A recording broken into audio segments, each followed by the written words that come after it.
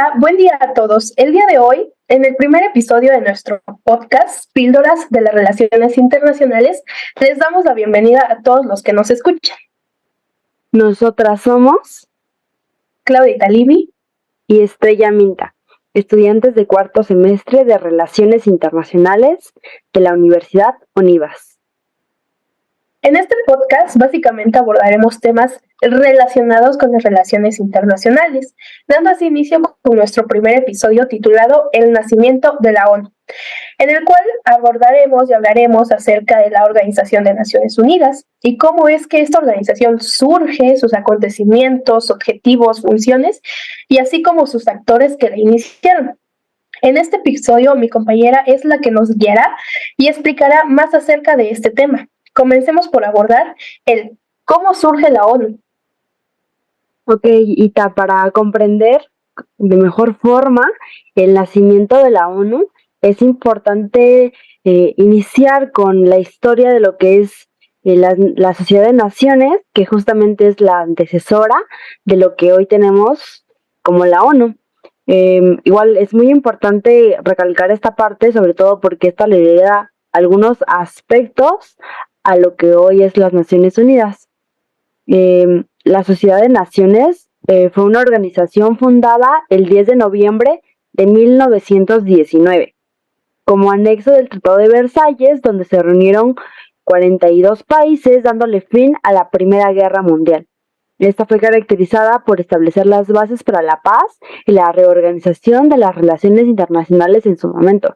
Y es que entendamos que, obviamente, después de que se vive una guerra mundial que afecta gran parte del mundo, tanto económica como en equilibrio en muchas situaciones, pues se ven en la necesidad justamente de crear una organización que como que limite esta parte de lo que es la guerra. Y es importante mencionar esto porque la organización basa su pensamiento en una estructura muy idealista.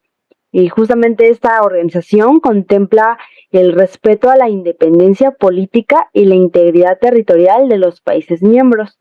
En este caso, por ejemplo, que se llega a dar un conflicto entre los estados, igual las diferencias debían resolverse mediante formas pacíficas, que podemos poner entre paréntesis lo que es la diplomacia, igual acogiéndose a lo que es el derecho internacional.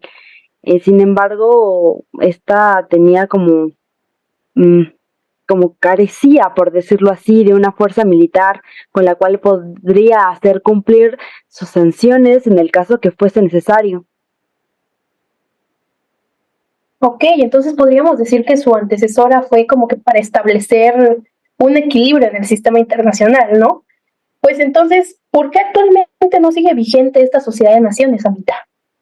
A ver, es algo muy, muy importante y muy interesante que se me hace, y es que uno de los principales motivos por los cuales la Sociedad de Naciones no siguió su funcionamiento fue justamente esta parte de la falta de carácter y dominio hacia ciertas situaciones, como lo fue el estallido de la Segunda Guerra Mundial. Y es que imagínate, después de vivir una Primera Guerra Mundial, pues lo único que se quiere es volver a tener otra. Y es muy corto el plazo en el cual surge. Y como te mencionaba anteriormente, por su ideología, su estructura, esa no supo plantear las estrategias idóneas ante un conflicto bélico. Por ejemplo, tenían una capacidad muy limitada para decidir los asuntos, ya que era necesario que los acuerdos se tomaran en unanimidad. Y esto le daba como esta poco carácter ante los estados también para ejercer presión de alguna forma. Y es como entonces que pierde... Okay. Entonces, podríamos decir que las estrategias son las que fallaron de esta Sociedad de Naciones, ¿no? Porque, pues básicamente me estás diciendo que la causa principal por la que se desintegra es, pues esta falta de bases de una ideología concreta. Entonces, pues básicamente ahí después de esa desintegración podemos decir que surge la ONU como para sustituir a esta Sociedad de Naciones. Sí, la verdad es muy, muy exacto tu punto. Concuerdo contigo. Ok, entonces, ¿qué nos puedes decir acerca de la Organización de las Naciones Unidas? ¿Cómo funciona? ¿En qué se basa? Ok, para empezar a entender lo que es las Naciones Unidas, también es importante mencionar como su inicio, ¿no? Y es que esta se crea o fue la carta específicamente de las Naciones Unidas fue firmada el 26 de junio de 1945 en la ciudad de San Francisco en la Conferencia de las Naciones Unidas sobre la Organización Internacional. Y oficialmente esta empezó a funcionar el 24 de octubre del mismo año. Esto surge después de que la carta fuera ratificada por China, Francia, la Unión Soviética, Reino Unido, los Estados Unidos y la mayoría de los demás países que anteriormente también eran miembros de lo que era la Sociedad de Naciones. Sin embargo, esta no inicia o no toma como la posición de lo que era la Sociedad de Naciones o su reemplazo, por decirlo así, hasta 1946, en lo que la Sociedad de Naciones se disuelve y transfiere tanto su patrimonio como su competencia a lo que es la ONU. Igual es importante mencionar que la ONU fue integrada en un principio por 50 países miembros y posteriormente 51, ya que Polonia fue el país que llegó tarde, podríamos decirlo, a la firma de la Carta de las Naciones Unidas. Ok, a mí entonces podríamos decir que esos 51 países fueron los actores iniciales, ¿verdad? Sí, así es. Ok, entonces, ¿en qué cambia la estructura de la Organización de las Naciones Unidas con la estructura de la Sociedad de Naciones? ¿Y cuáles son los objetivos principales de la Organización de Naciones Unidas? Ok, mira, para responderte esta parte, me gustaría recalcar los objetivos principales, por decirlo así, de lo que hoy es la ONU y que es en ese aspecto de mantener la paz y la seguridad internacional. Así intenta buscar fomentar la amistad entre las naciones y promover el progreso social, la mejora del nivel de vida en la población en general y los derechos humanos. Y es muy gracioso, ¿no? Porque es parte de lo que podemos observar o lo que yo te decía como su herencia, por decirlo así, de lo que era la ONU, y justamente hoy lo vemos como representado en lo que son los ODS y es tal cual un usufructo de la Sociedad de Naciones. Sin embargo, un factor muy importante fue la toma de una postura realista, por decirlo así, muy influenciada por lo que fue Estados Unidos, ya que esta considera o está considerando en mayor medida la preventiva o el hecho de acceder a la guerra en dado caso que fuese necesario.